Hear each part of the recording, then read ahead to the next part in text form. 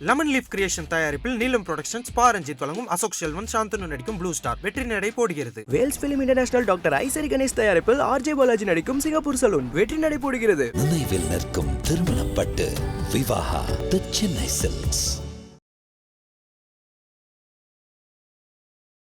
நாம் தமிழர் கட்சியினுடைய பிரதிநிதி கொல்லப்பட்டார் அப்படிங்கிற ஒரு செய்தி, சேவியர் அப்படிங்கிறவர். இதுக்கு பின்னாடி பல்வேறு தகவல்கள் வந்துகிட்டே இருக்கு. ஒரு புறம் திமுகவினர் இருக்காங்க அப்படின்னு சொல்லி, இதுக்கு பின்னாடி காவல்துறை உதவினர் பண்ணாங்க. இல்ல இப்ப அதான் நீங்க ஆடியோ இருக்குன்னு சொல்றீங்க, நான் காமிக்கிறேன், நான் பதிவு பண்றேன். இது யாருனாக்க திமுகவோட ஒன்றிய செயலாளர் ரமேஷ் பாபு சேவியர் குமாருக்கு பேசிய ஆடியோ. திமுக ஒன்றிய செயலாளர் யாருன்னு தெரியுமா? இந்த அரசு பாஜகவை விட அதிகமாக பாசிசமா இருக்குங்கிறதுக்கு உண்டான எடுத்துக்காட்டுகள் தான் இது எல்லாமே. அவர் ஒரு டாஸ்மார்க் நிறுவனம் அனுமதி இல்லாம நடக்குது அப்படிங்கறத வெளிச்சம் போட்டு காட்டுறாரு. இதன் மூலமாக அவருக்கு கொலை மிரட்டல் வரும். கொலை மிரட்டல் விடுத்தவங்களை கைது செய்து உடனே அவங்க எடுத்திருந்தாங்கன்னாக்க இவருக்கு இவ்வளவு பெரிய பாதிப்பு ஏற்பட்டிருக்காது. ஒரு அனுமதி இல்லாத ஒரு டாஸ்மார்க்கை யார் எடுத்து நடத்த முடியும்? கட்சிக்காரர்கள் தான் எடுத்து நடத்துறாங்க. இந்த கட்சிக்காரர்கள் மீது களங்கம் வந்துருங்கிற ஒரே காரணத்தினால திமுக அதை கண்டுகொள்ளாம விட்டது. அந்த பொண்ணு லவ் பண்ணதா இருக்கட்டும், வேற ஒருத்தனோட பேசி கொண்டிருந்ததா இருக்கட்டும், என்ன வேணா இருக்கட்டும், அதை தட்டி கேட்கறதுக்கோ அவங்க அந்த பொண்ணை அடிக்கிறதுக்கோ உரிமை உங்களுக்கு யார் கொடுத்தாங்க? நீங்க பெற்றோர்கிட்ட சொல்லியிருக்கணும், இங்க பாருங்கம்மா உங்க பொண்ணு இந்த மாதிரி பண்ணிட்டு இருக்கான்னு நீங்க பெற்றோர்கிட்ட சொல்லியிருந்தா அவங்க நடவடிக்கை எடுத்திருப்பாங்கல்ல. அடிக்கிறதுக்கோ துன்புறுத்துறதுக்கோ நீங்க யாரு? ஊடகத்தை நோக்கி தான் அரசு வேலை செய்யுமா? புகார் கொடுத்தப்ப நீங்க என்ன பண்ணீங்கிறதா கேள்வி. புகார் எடுத்தீங்களா? புகார் எடுத்து எம்எல்ஏக்கு எதிராக விசாரணை நடத்துனீங்களா? நடத்தி இருந்தா நீங்க முன்னாடியே கைது செஞ்சிருக்கலாம்ல. அவங்க தலைமறைவு ஆயிட்டாங்கிறீங்க. தலைமறைவு ஆனாங்களா? தலைமறைவு ஆக்கப்பட்டாங்களா? கொண்டு போய் பதுக்கி வச்சிருந்தது யாரு?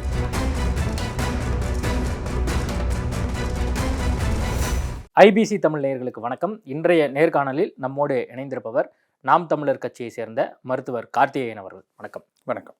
அண்மையில் நாகர்கோயிலில் ஒரு சம்பவம் ஒன்று நடந்தது. நாங்கள் எல்லாம் கேள்விப்பட்டோம். நாகர்கோயிலுக்கு அருகே உள்ள தக்கலையில் பார்த்தீங்கன்னா நாம் தமிழர் கட்சியினுடைய பிரதிநிதி கொல்லப்பட்டார் அப்படிங்கிற ஒரு செய்தி, சேவியர் அப்படிங்கிறவர். இதுக்கு பின்னாடி பல்வேறு தகவல்கள் வந்துக்கிட்டே இருக்குது. ஒரு புறம் திமுகவினர் இருக்காங்க அப்படின்னு சொல்லி, இதுக்கு பின்னாடி காவல்துறை உதவினர் பண்ணாங்க அப்படிங்கிற வரைக்கும் நிறையா செய்திகள் கேள்விப்படுறோம். என்ன நடந்துச்சு ஆக்சுவலாக இதில்? என்னன்னாக்க தக்கலை ஒன்றிய பொறுப்பாளர் அண்ணன் சேவியர்குமார் 2 பெண் குழந்தைகளை பற்றி நல்ல இதில் படிக்க வச்சு கொண்டிருக்கிறவர், அரசு வேலையில் இருக்கிறவர்.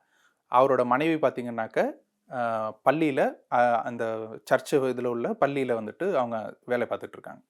இவர் நாம் தமிழர் கட்சியில் ஈடுபட்டு செயல்பாடுகளை கொண்டு இப்போ தற்கொலையோட ஒன்றிய தலைவராக இருக்கிறார். இதன் அடிப்படையில் அவர் போராட்டங்களில் ஈடுபடுறாரு. அங்கே நடக்கக்கூடிய கனிம வள கொள்ளைகளுக்கு எதிராக குரல் கொடுக்கிறார். இது அங்கே இருக்கக்கூடிய திமுக நிர்வாகிக்கு, குறிப்பாக அங்கே இருக்கக்கூடிய ரமேஷ் பாபு அப்படிங்கிற ஒன்றிய செயலாளருக்கு உறுத்தலாகவே இருந்துகிட்டு இருக்கு. ஏன்னா அவர் அடிக்கிற கனிம வள கொள்ளைகளுக்கெல்லாம் எதிராக இவர் குரல் கொடுக்கறதும், வழக்கு தொடுக்கிறதும், போராட்டங்களை கொண்டு வர்றதும், மக்களை அவருக்கு எதிராக திரட்டுறதுங்கிற மாதிரி வேலைகளில் இவர் ஈடுபடுறார். இது ஒரு புறம். இன்னொரு புறம் பார்த்தீங்கன்னாக்க அவர் சார்ந்திருக்கக்கூடிய சர்ச்சில் அவர் கணக்கு கேட்குறார். இது போல் நீங்கள் வசூலிக்கக்கூடிய பணங்களுடைய செலவுகளை நீங்கள் கணக்கு காமிங்க, நீங்கள் நிர்வாகத்தை முறைகேடாக நடத்துகிறீர்கள், இதிலிருந்து கையாடல் பண்ணுறீங்க, அதனால் கணக்கு காமிங்க அப்படிங்கிற மாதிரி கணக்கு கேட்குறார். அதில் அருட்தந்தையாக இருக்கக்கூடிய ஃபாதர் ஒருத்தர் ராபின்சன் அப்படின்னு சொல்லிட்டு, இவருக்கு அது நெருடலாக இருக்குது. இதுபோல் இவர் நியாயம் கேட்டு எங்கெல்லாம் கோரிக்கை வைக்கிறாரோ அது எல்லாரும் ஒன்று சேர்ந்து இவரை நம்ம காலி பண்ணணும் அப்படின்னு முடிவு பண்ணுறாங்க. முடிவு பண்ணிட்டு குடும்பத்துக்கு மிரட்டல் விடுக்கிறாங்க, கொச்சையான வார்த்தைகளில் பேசுகிறாங்க, மிரட்டுறாங்க, தொலைபேசியில் மிரட்டி இருக்கிறாங்க.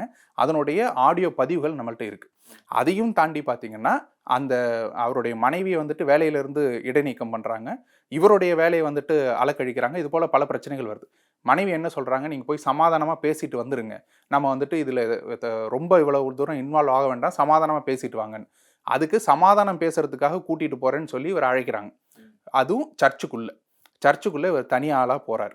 அங்கே அருட்தந்தை மட்டும்தான் இருப்பார் அப்படிங்கிற மாதிரி சொல்கிறாங்க.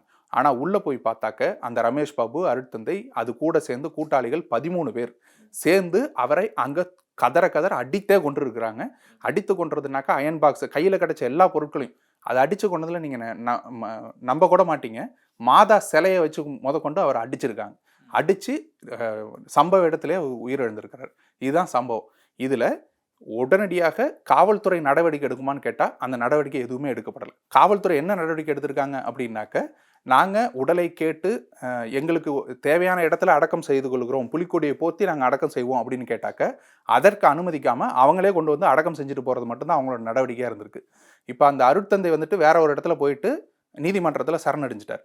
இன்னும் மற்ற குற்றவாளிகள் யாரும் கைது செய்யப்படலை. இதுதான் இப்போதைக்கு இருக்கிற நிலைமையா. அதான் இப்போ நீங்கள் பேசும்போது சொன்னீங்க இல்லையா, இப்போ கனிம வள கொள்ளை நடக்குது, அதை வந்து இவர் தட்டி கேட்டாரு அப்படின்னு சொல்லி, இது வந்து இந்த ஆட்சியில தான் வந்து நடந்துட்டு இருக்கா, எல்லா இல்ல ஆட்சியிலும் தொடர்ந்து வந்து நடந்துட்டே எல்லா இருக்கா ஆட்சியிலும் அப்படிங்கிற நடந்துட்டு கேள்வி இருக்கு. நீங்க இது வந்துட்டு எப்போனாக்கா அதானி போர்ட் ஆரம்பிச்சதுலேருந்து தெரியும் உங்களுக்கு. கேரளாவில் அதானி போர்ட் ஆரம்பிச்சதுலேருந்து இங்கே கன்னியாகுமரி மாவட்டத்தை சார்ந்த அதை ஒட்டி இருக்கக்கூடிய மலைகள் எல்லாம் உடைத்து எடுக்கப்படுகிறது. அதனுடைய கனிம வளங்கள் கொள்ளை எடுத்து கொண்டே இருக்கிறது. நாங்கள் எடப்பாடி அவர்கள் ஆட்சியிலையும் இந்த போராட்டங்களை முன்னெடுத்தோம். அண்ணனே நேரடியாக போய் அங்கே போராடியதுன்னு இருக்கு. அதை தாண்டி அந்த நாகர்கோயில், கன்னியாகுமரி அந்த மாவட்டங்களில் இருக்கக்கூடிய அத்தனை பேரும் வந்துட்டு பார்த்தீங்கன்னாக்க ஒவ்வொருவரும் தங்களால் முடிஞ்ச எல்லா போராட்டங்களையும் எடுத்துக்கிட்டு இருக்காங்க. ஒரு லாரி வந்துச்சுன்னா குறுக்க நிறுத்தி மறைச்சு உன்னோட பர்மிட்டை காமி, நீ எங்கேருந்து வர்ற, எப்படி பர்மிட் இல்லாமல் நீ வந்துட்டு உடச்சி எடுத்துகிட்டு போகிறங்கிறது நாம் தமிழ் கட்சிக்காரங்க கேள்வியாக கேட்குறாங்க. ஏன்னா இவர்கள் கணக்கு காமிக்கிறது ஒன்று, கணக்கு காமிக்காம கொள்ளையடிச்சிட்டு போகிறது வேணும். இதை தான் நாங்கள் கனிம வள கொள்ளைன்னே சொல்கிறோம். ஏன்னா நீங்கள் கணக்கில் காமிச்சு பண்ணுறதை விட அதிகமாக எடுத்துகிட்டு போகிறீங்க. கணக்கில் காமிச்சு பண்ணுறதே தப்பு. ஏன்னா கேரளாவில் நீங்கள் வந்துட்டு இந்த கனிம வளத்தை ஏன் எடுக்க மாட்டீங்கன்னு கேட்டாக்க அவங்க சொல்கிறது என்னன்னாக்கா அங்கே மலைகளை உடைக்க தடை இருக்குது அப்படின்னு. அப்போ தமிழ்நாட்டில் ஏன் அந்த தடை இல்லை? மலை உடைச்ச மலையை எப்படி நீ காப்பாற்றுவ? இதை தான் நாங்கள் கேட்குறோம். இல்லை, இதெல்லாம் தான் அவர் சேவியர் தட்டி கேட்டு இவங்க வந்து அதுக்கு உடன்படாம இது மாதிரி ஆளை வச்சு கொண்டிருக்காங்க அப்படின்னு அவங்களே நேரடியா இருக்காங்க. அவங்களே நேரடியா நின்று அடிச்சு கொன்னதுதான் இந்த கொலைங்கிறது. இல்ல இப்ப அவங்க தான் அடிச்சு கொன்னாங்க அப்படிங்கறதுக்கான ஆதாரம் அல்லது இவங்க தரப்புல இருந்து ஏதாவது கம்ப்ளைண்டோ அல்லது சிசிடிவி காட்சியோ அது மாதிரி எதுவும்? இதற்கு முன்னாடி அவர்கள் யார் யாரு எவ்வளவு கொலை மிரட்டல் எடுத்திருக்காங்கிறதெல்லாம் அண்ணன் சேவியர் வந்துட்டு ரெக்கார்ட் பண்ணி வச்சிருக்காரு. வாய்ஸ் ரெக்கார்டு இருக்கு. எல்லாருமே வந்துட்டு அவங்க இல்ல இப்ப அதான் நீங்க ஆடியோ இருக்குன்னு சொல்றீங்க, அதை பதிவு பண்ணலாம். நான் காமிக்கிறேன், நான் பதிவு பண்றேன். இது வந்துட்டு யாருனாக்க திமுகவோட ஒன்றிய செயலாளர் ரமேஷ் பாபு அண்ணன் சேவியர் குமாருக்கு பேசிய ஆடியோ. இது நீங்க கேட்டு பாருங்க. எவ்வளவு தரக்குறைவாக ஒருத்தர் வந்துட்டு குடும்பத்தை சொல்லி பேசி திட்டி அவரை மிரட்ட முடியுங்கிறத நீங்க இதுல இருந்து கேளுங்க. எங்க இருக்க? எங்க வரணும்? எங்க வரணும்? இல்லன்னா டியூட்டி. டியூட்டி தான் டிப்போல வரேன். நீ சொல்ல. திமுக ஒன்றிய செயலாளர் யாருன்னு தெரியுமா?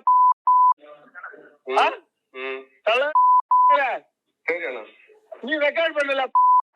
ஏன்னா தம்பி தான் இல்ல, அஜய் என் தம்பி, அரவிந்த் தம்பி, ஜோபன் எல்லாம் தம்பி தான், ஜோதி தம்பி. நீ ரெக்கார்ட் பண்ணி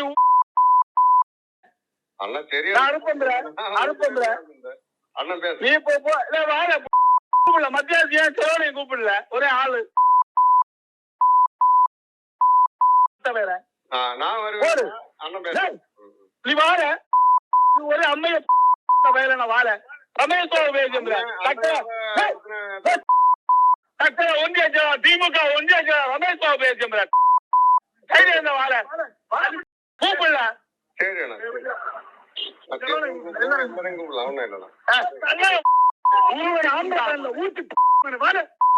இது எவ்வளவு தூரம் வந்துட்டு அநாகரிகமான ஒரு செயலாக நீங்க பாக்குறீங்கன்னு எனக்கு புரியல. ஏன்னா இதன் மீது திமுக நடவடிக்கை எடுக்குது. அதாவது அவர் வந்துட்டு தற்காலிகமாக நாங்கள் நீக்கிறோம் அப்படின்னு சொல்லி ஒன்றிய செயலாளர் பதவியிலிருந்து தற்காலிகமாக நீக்கிறோம். ஆனால் கைது செய்து அவருக்கு மீது இன்னும் நடவடிக்கை எடுக்கல. இன்னும் அவரை கைது பண்ணல. என்ன காரணம்னாக்கா தலைமறைவாயிட்டாரு அப்படிங்கிறாங்க. எப்படி வந்துட்டு இதற்கு முன்னாடி அந்த அமைச்சரோட எம்எல்ஏவுடைய மருமகள் வந்துட்டு வீட்டில் கொடுமைப்படுத்தினாங்கன்னு சொல்லும்போது அவங்க 2 பேரும் தலைமறைவானவங்களோ அல்லது தலைமறைவாக்கப்பட்டாங்களோ அதே போல தான் இவர்களும் தலைமறைவாயிட்டாங்க. இதுதான் வந்துட்டு திமுக அரசனுடைய இன்றைய நிலை அப்படிங்கிறத மக்களுக்கு எடுத்துக்காட்டுறது தான் எங்களுடைய வேலையாக இருக்குது. நாங்கள் இதுக்கு முன்னாடி எல்லா போராட்டங்களையும் செய்து கொண்டு இருக்கிறோம். முழுக்க அரசு இவர்களுக்கு சார்பாக நின்று கொண்டு தன் கட்சிக்காரர்களை காப்பாற்றி வச்சு கொண்டு இருக்கு. அதான் இப்போ நீங்கள் சொன்னீங்க. இப்போ அதே மாதிரி ஆடியோவும் நீங்கள் காமிச்சிட்டிங்க. இப்போது நாகர்கோயிலில் இதுக்கான ஒரு ஆர்ப்பாட்டம் வந்து நாம் தமிழர் கட்சி சார்பாக நடந்து முடிஞ்சிருக்கு. என்ன சொல்ல வர்றீங்க? இப்போ நாம் தமிழர் கட்சி சார்பாக அந்த சேவியர் குடும்பத்துக்கு என்ன கிடைக்கணும்? இப்போது என்ன இறுதியாக நீங்கள் சொல்ல வர்றது என்ன? நீங்கள் இதில் எடுத்து பாருங்கள். ஒரு கள்ளச்சாராயம் குடிச்சிட்டு செத்தவனுக்கு 10 லட்ச ரூபா ஓடி போய் நிதி உதவி கொடுக்குறீங்க. எதுக்காக கொடுக்குறீங்க? அது ஏன்னா வித்தவன்லாம் உங்க ஆளு இல்லை, வித்தவன் உங்காலு, குடித்தவன் உங்காலு. அதனால் நீங்கள் வந்துட்டு ஓடி போய் வித்தவனுக்கும் காசு கொடுக்குறீங்க, செத்தவனுக்கும் காசு கொடுக்குறீங்க. இப்போ இது போன்ற படுகொலையை உங்கள் கட்சிக்காரர் செய்திருக்கிறார். என்ன நடவடிக்கை எடுப்பீங்க? நியாயமான நடவடிக்கை எடுங்க, நியாயத்தை கொடுங்கிறதான் சொல்கிறோம். 13 பேர் கொண்ட அரக்கர்கள் இதை செஞ்சிருக்கிறாங்க. அந்த 13 பேர் மீதும் கொலை வழக்கு பதியப்பட்டு அவர்களுக்கு சரியான தண்டனை, நீதி வழங்கப்படணும். இதுதான் நாம் தமிழர் கட்சியினோட கோரிக்கை. அதான் இன்னொரு விஷயம் என்னன்னா, அதே மாதிரி இப்போ திருப்பூர் மாவட்டத்தில் செய்தியாளர் தாக்கப்பட்ட விவகாரம் வந்து தமிழ்நாட்டில் முக்கிய பேசுபொருளாக மாறி இருக்கு. அந்த நேசப்பிரபு அப்படிங்கிறவர் வந்து அங்க இருக்கக்கூடிய சில நபர்களால் வந்து தாக்கப்பட்டார், அறிவால் நீங்க அதுவுமே எடுத்து பாருங்க.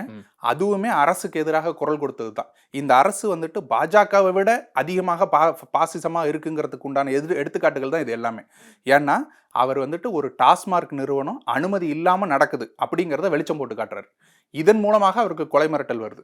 அவர் பல நாட்கள் வந்துட்டு காவல்துறையினருக்கு தெரிவிக்கிறார், இது போல எனக்கு கொலை மிரட்டல் வருதுன்னு. கொலை மிரட்டல் விடுத்தவங்களை கைது செய்து உடனே வந்துட்டு அவங்க எடுத்திருந்தாங்கன்னாக்கா இவருக்கு வந்துட்டு இவ்வளவு பெரிய பாதிப்பு ஏற்பட்டிருக்காது. 63 இடங்கள்ல வெட்டுப்பட்டு இன்னைக்கு வந்துட்டு ஒரு சீரியஸான நிலைமையில மருத்துவமனையில் இருக்காரு அப்படின்னாக்க அதுக்கு முழுக்க முழுக்க காவல்துறையினுடைய நடவடிக்கை எடுக்காத தன்மை தான் காரணம். அவர்களுடைய அலட்சிய போக்கு தான் காரணங்கிறது நமக்கு தெரியுது. இல்லை, அதான் இப்போ ஒரு 3-4 முறை நான் கூப்பிட்டுட்டேன், இது வரைக்கும் வந்து யாருமே வரல அப்படிங்கிற மாதிரி அந்த ஆடியோ டேப்பை வந்து அவர் சொல்கிறாரு. இருந்தாலுமே வந்து பார்த்தீங்க அப்படின்னா அவங்க தரப்புலேருந்து சில விவரங்கள் கேட்குறாங்க, காவல்துறை தரப்புலேருந்து சில விவரங்கள் கேட்குறாங்க. அவங்க என்ன காரில், என்ன கலரில் வந்து வந்திருக்காங்க, என்ன கலர் காரில் வந்திருக்காங்க, ஏதாவது நம்பர் இருந்தால் சொல்லுங்க அப்படின்னு கேட்குறாங்கல்ல. இப்போ காவல்துறை ஏதாவது இப்போ பிடிக்கணும் அப்படின்னா அவங்களுக்கு ஏதாவது குறைஞ்சபட்ச தகவல் வேணும்ல. அந்த மாதிரி கான்வர்சேஷனும் அது நடந்திருக்கு. அதன் பேரில் அவங்களால இவராலையுமே சரியாக சொல்ல முடியல அப்படிங்கிறதையும் நம்ம பார்க்க வேண்டியது. இல்லை, அதுலேயே அவரே சொல்கிறாரு, நீங்கள் வந்துட்டு எனக்கு வந்துட்டு அவரோட பேரெல்லாம் தெரியல, ஆனால் இந்த வண்டியில் வந்திருக்கிறாங்க, இங்கே சிசிடிவிக்கு வந்துட்டு இவ்வளோ இடங்கள்ல இருக்குது, நீங்கள் எடுத்தீங்கன்னா பிடிச்சிடலாம் அப்படின்னு. ஏன்னா இது அவர் முதல் தடவை கொடுக்குற புகார் இல்லை. மீண்டும் மீண்டும் இந்த புகார் அவர் கொடுத்து கொண்டு இருக்கிறார். மீண்டும் மீண்டும் கொடுக்கும்பொழுது அந்த சிசிடிவியை நீங்கள் எடுத்து பார்த்து யார் கொலை மிரட்டல் விடுறாங்களோ அவங்கள வந்துட்டு கைது நடவடிக்கை எடுத்து, நீ எப்படி வந்துட்டு ஒரு தனிநபருக்கு, அதுவும் ஒரு ஊடகவியலாளருக்கு எப்படி நீ வந்துட்டு கொலை மிரட்டல் விடலான்னு நடவடிக்கை எடுத்திருந்தாங்கன்னாக்க இந்த சம்பவத்தையே தவிர்த்திருக்கலாம். ஆனாலும் ஏன் அவங்க நடவடிக்கை எடுக்கலை அப்படின்னா, இவர் எதிர்த்து கேள்வி கேட்டது டாஸ்மார்க்கு எதிராக. டாஸ்மார்க்கை வச்சு நடத்துறது யாராக இருக்கும்? திமுகவினுடைய இந்த அரசினுடைய அனுமதி இல்லாமல் இவங்க வந்துட்டு ஒரு தனியாக ஒரு டாஸ்மார்க்கை எடுத்து நடத்திடுவாங்களா? ஒரு அனுமதி இல்லாத ஒரு டாஸ்மார்க்கை யார் எடுத்து நடத்த முடியும்? கட்சிக்காரர்கள் தான் எடுத்து நடத்துகிறாங்க. இந்த கட்சிக்காரர்கள் மீது களங்கம் வந்துருங்கிற ஒரே காரணத்தினால திமுக அதை கண்டுகொள்ளாமல் விட்டது. அதன் விளைவு தான் இது. அதான் இப்போ டாஸ்மார்க்னால தான் அந்த பிரச்சனை அப்படின்னு வந்து அவர் பேசக்கூடிய ஆடியோ மூலயமா தெரிய வருது. இன்னும் இருந்தாலுமே இப்போது ஸ்டாலின் தரப்புலேருந்து, அவங்க திமுக அரசாங்கம் தரப்புலேருந்து வந்து பார்த்திங்கன்னா சில உதவிகள் வந்து அறிவிச்சிருக்காங்க. 3 லட்சம் ரூபாய் வரைக்கும் உதவிகள் கொடுக்கப்பட்டிருக்கு. அந்த காவல்துறை சார்ந்திருக்கக்கூடிய அதிகாரிகளை வந்து தற்காலிகமாக அந்த பணி உயர்வு சம்மந்தமாலாம் நிறுத்தி வைக்கப்பட்டிருக்கு அப்படிங்கிற தகவலையும் கொடுக்குறாங்க. ஏன் அப்படின்னாக்க இது வந்துட்டு ஒரு ஊடகத்தின் மீது நடத்தப்பட்ட தாக்குதலாக அது பார்க்கப்படுது. இப்போ இது மீது அவர்கள் ஒழுங்கான நடவடிக்கை எடுக்கலை அப்படின்னா மொத்த ஊடகங்களும் அரசுக்கு எதிராக மாறும் அப்படிங்கிற ஒரு காரணத்துக்காக செய்கிறாங்க. இது கொலையே நடந்திருக்கு. தக்கலையில் எங்கள் நாம் தமிழர் கட்சி நிர்வாகி கொலையாக நடந்திருக்கு. என்ன நடவடிக்கை எடுத்திருக்காங்க? இது வரைக்கும் அரசு அறிவிச்சது என்ன? கொலை நடந்திருக்குல்ல, பண்ணது உங்கள் கட்சிக்காரங்கிறது தெரியுது இல்லை, அதனால தான் அவங்க கட்சியை விட்டு நீக்கிறீங்க. அப்போது அதற்கு உண்டான நீங்கள் நீதி என்ன கொடுத்துருக்கீங்க? இதுதான் கேள்வி. நீங்கள் ஊடகவியலாளருக்கு வெட்டு விழுந்திருக்கு, அதற்காக ஓடி போய் வேலை செய்கிறீங்க, சரி. ஏன்னா ஊடகங்கள் உங்களுக்கு எதிராக திரும்பிடக்கூடாதுங்கிறதுக்காக. நாம் தமிழர் கட்சி மீது அடிபட்டு அவர் வந்துட்டு இறந்து இருக்கிறார், ஆனால் அவர் மீது எந்த நடவடிக்கையும் எடுக்கல. ஏன்னா அது வந்துட்டு உங்களுக்கு 3ஆம் தரமா போயிடுது. அவ்வளவுதானே, ஒரு உயிரே போகுதுங்கிறது உங்களுக்கு 3ஆம் தரமா போகுது. அரசாங்கம் அப்படி பார்க்குமா? ஏன்னா இப்போ நீங்கள் சொல்லக்கூடிய அந்த தக்கலை நிகழ்வாக இருக்கட்டும், அதே மாதிரி நியூஸ் 7 செய்தியாளர் தாக்கப்பட்ட விஷயமா இருக்கட்டும், இந்த எல்லாமே வந்து ஒரு இன்சிடென்ட் தானே, ஒரு மாவட்டத்தில் அல்லது தமிழ்நாட்டில் நடக்கும். யார் மூலமா நடத்தப்படுது? அவ்வளவுதானே, யார் மூலமா நடத்தப்படுது? அதுதான் கேள்வி. நடந்திருக்குமா இல்ல நடந்திருக்கணுமா அப்படின்னு கேட்டால் அது நடந்திருக்க கூடாது. ஆனா இதை ஒட்டுமொத்தமா அரசு இயந்திரத்து மேலையும் காவல்துறை மீதும் உறுதியாக சொல்ல முடியும். உறுதியாக அவங்க மேலதான் சொல்ல முடியும். ஏன்னாக்க இது நீங்க நினைச்சு பாருங்க, ஒருத்தர் நான் அனுமதியே இல்லாம நான் வந்துட்டு ஒரு 2 லிட்டர் சாராயத்தை தனியா வச்சேன்னா நீங்க என்ன நினைப்பீங்க? உடனடியாக கைது செய்து உள்ள போட மாட்டீங்களா? போலீஸுக்கு தெரியாம என்னால அது வித்தர முடியுமா? ஒரு கஞ்சாவை நான் தனியா கொண்டு போய் விற்கிறேன்னா வித்தர முடியுமா? ஆனா போலீஸுக்கு தெரிஞ்சுதான், காவல்துறையினருக்கு தெரிஞ்சுதான் அந்த டாஸ்மார்க் நடந்து கொண்டு இருக்கிறது. அனுமதி இல்லாத டாஸ்மார்க்னு சொல்லி அவர் வந்துட்டு அப்பட்டமாக எல்லா இடங்கள்லையும் அறிவிக்கிறார். அதை கொண்டு போய் வெளியில சேர்க்கிறார். அதுதானே பிரச்சனை உங்களுக்கு. அப்ப அனுமதி இல்லாம ஒரு டாஸ்மார்க் நடக்குதுன்னாக்க காவல்துறைக்கோ இல்ல அரசுக்கோ தெரியாம உங்களுக்கு நடந்திருக்குமா? அதுதானே கேள்வி. இதே போலதான் எங்க நிர்வாகிக்கும்.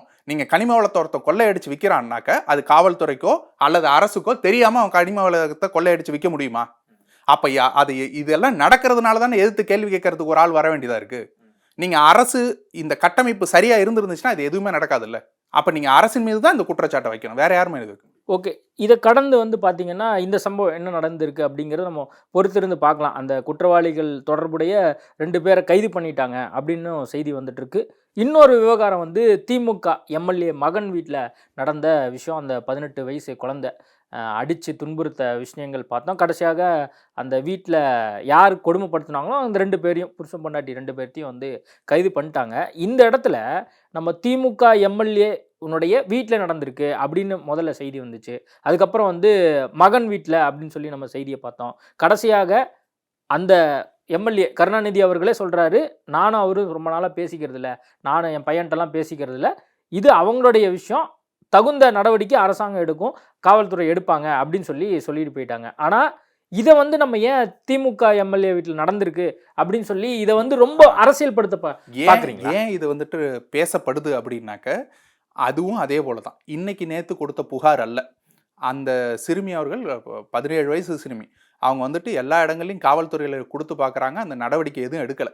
அவங்க சொந்த ஊருக்கே போயிட்டாங்க. அதாவது அவங்க எப்படி வந்துட்டு இருந்திருந்தா அவங்க அந்த புகாரை கொடுத்துருப்பாங்கங்கிற மனநிலையை நம்ம முதல்ல யோசிச்சு பார்க்கணும். ஒரு எம்எல்ஏவனோட குடும்பம் இதற்கு எதிராக நம்ம போய் போலீஸ் ஸ்டேஷனில் வந்துட்டு நம்ம கம்ப்ளைண்ட் கொடுக்குறோம்னாக்கா நமக்கு என்னெல்லாம் பாதிப்பு வருங்கிறது தெரிஞ்சும் அதை தாண்டி அவங்க போய் புகார் கொடுக்குறாங்க. அந்த புகார் மீது எந்த நடவடிக்கையும் எடுக்கல. 2-3 காவல் நிலையங்கள்ல அவங்க வந்துட்டு புகார் கொடுத்துட்டாங்க. எதுவுமே நடவடிக்கை எடுக்கல. வேற வழியே இல்லாமல் ஊருக்கு போயிட்டாங்க. ஊருக்கு போன பிறகு ஊடகங்கள் வழியாக இந்த செய்தி கசிய ஆரம்பிக்குது. கசிஞ்சு அவங்க வந்துட்டு ஊடகத்தில் வந்து பேசின பிறகு தான் இது வெளியில் வருது. வெளியில் வந்த பிறகு வேற வழியே இல்லாமல் எம்எல்ஏ அவர் என் பிள்ளைக்கும் எனக்கும் சம்மந்தமே இல்லைங்கிறார். இது எப்படி நீங்கள் ஏற்றுப்பீங்க? நான் வந்துட்டு இவ்வளோ நாள் பேசிக்கிறதே இல்லைன்னா எப்பயாவது தான் போவேன் அவர் வீட்டுக்கு அப்படிங்கிறார். கல்யாணம் பண்ணி தனியாக கொடுத்துட்டேன் அப்படின்னு. இதை நீங்கள் எப்படி பார்ப்பீங்க? மகனுக்கும் அப்பனுக்கும் நீங்கள் வந்துட்டு சம்மந்தமே இல்லை, இது அவருக்கு தெரியவே தெரியாது, நடந்த விஷயங்கள் தெரியாது. உங்கள் மகன் மீது ஒரு நபர் வந்துட்டு போய் குற்றத்துக்கு உண்டான இது கொடுத்துருக்காங்கங்கிறது உங்களுக்கு தெரியாது, வழக்கு தொடுத்துருக்காங்கிறது இது எதுவுமே உங்களுக்கு தெரியாதா?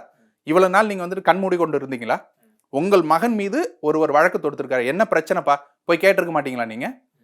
இதெல்லாம் நான் கேட்கவே இல்லைங்க, எனக்கும் அதுக்கு சம்பந்தமே இல்லை அப்படின்னாக்க நீங்க என்ன ஒரு எம்எல்ஏ? 2 பேரும் ஒரு வீட்டுல இல்ல அப்படிங்கும்போது இப்போ அவர் வேற இடத்துல இருக்காரு, இவர் வேற இடத்துல இருக்காரு. எங்க வேணா அப்படிங்கும்போது இது வந்து 2 பேருக்குமே நடந்திருக்கக்கூடிய மிஸ்கம்யூனிகேஷன், அல்லது வேற இடத்துல இருக்காங்க அப்படின்னு. அமெரிக்காவில் கூட இருக்கட்டும், மகனுக்கு ஒரு விஷயம் நடக்குதுன்னாக்க அப்பனுக்கு தெரியாதா? எனக்கு ஒரு பிரச்சனை வருது, இப்படிலாம் கொடுமைப்படுத்துறாங்கன்னு அவருக்கு தெரியல. எப்படி தெரியாம இருக்கும்? வழக்கு தொடுத்திருக்காங்கன்னு தெரியும்ல, உங்க மகன் மீது வழக்கு தொடுத்திருக்காங்கிறது தெரியும்ல, காவல்துறையில போயிட்டு கம்ப்ளைண்ட் கொடுத்திருக்காங்கிறது உங்களுக்கு தெரியணும்ல. அது ஊடகத்துல வந்த பிறகுதான் உங்களுக்கு தெரியுமா? அதுக்கு முன்னாடி தெரியாதா? அப்ப என்ன நிர்வாகம் நீங்க செய்றீங்க? உங்களுடைய மகனையே உங்களால வந்துட்டு பார்த்துக்கொள்ள முடியலைங்கிறது உங்களுக்கு தெரியலையா? பண்ணையார்த்தனம் திமுகவில் எப்பொழுதும் இருக்கக்கூடிய ஒரு பண்ணையார்த்தனம். திமுக ஆட்சிக்கு வந்தால் எப்பொழுதும் ரவுடிசம் எப்படி தலை தூக்கி நிற்குங்கிறதுக்கு உண்டான எடுத்துக்காட்டுகள் தான் இந்த சம்பவங்கள் எல்லாம். அதுக்கப்புறம் வந்து அந்த மெர்லின் அவங்க ஒரு சில ஆடியோ விடுறாங்க. அதே மாதிரி அவருடைய கணவர் வந்து அந்த லவ் விவகாரம் சொல்லி ஒரு ஆடியோ ஒன்று விட்டாங்க. தொடர்ந்து இன்னொரு வருஷம் வந்து வெளியே வரும்போது எல்லாத்தையும் அப்போ வந்து இன்னும் நம்ம நிறைய டீடைல்டா தெரிஞ்சுக்க வேணும் அப்படின்னு ஒரு என்ன வேணா இருக்கட்டும், அந்த பொண்ணு லவ் பண்ணதா இருக்கட்டும், வேற ஒருத்தனோட பேசி கொண்டு இருந்ததா இருக்கட்டும், என்ன வேணா இருக்கட்டும், அதை தட்டி கேட்கறதுக்கோ அவங்க அந்த பொண்ணை அடிக்கிறதுக்கோ உரிமை உங்களுக்கு யார் கொடுத்தா? நீங்க பெற்றோர்கிட்ட சொல்லியிருக்கணும், இங்க பாருங்கம்மா உங்க பொண்ணு இந்த மாதிரி பண்ணிட்டு இருக்கான்னு நீங்க பெற்றோர்கிட்ட சொல்லியிருந்தா அவங்க நடவடிக்கை எடுத்திருப்பாங்கல்ல. அடிக்கிறதுக்கோ துன்புறுத்துறதுக்கோ நீங்க யாரு? அதுதானே கேள்வி. சட்டம் உங்க கையில இருக்கா? நீங்க வந்துட்டு காவல்துறையினரா? நீங்க வந்துட்டு சட்டத்தை கையில் எடுத்துட்டு நீங்க என்ன வேணா செய்யலாமா? பெற்றோர்கிட்ட சொன்னா பெற்றோர் பார்த்துக்க போறாங்க. அதுதானே.